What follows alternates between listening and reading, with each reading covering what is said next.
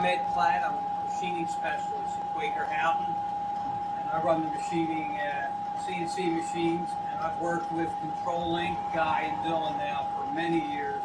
And it's been nothing but a pleasure from the mechanical improvements that we made, going from a dynamometer to a load cell, built into the vise and plate here. Even from the beginning, when we did the original install, they were instrumental in wiring everything up in such a professional manner, from the sensors to the computer here. You can see we're collecting torque, we're collecting thrust, whether we have issues, to even more the personal relationship and the quick response I get. If we ever have a question, I just pick up the phone and they're more than happy to help with this.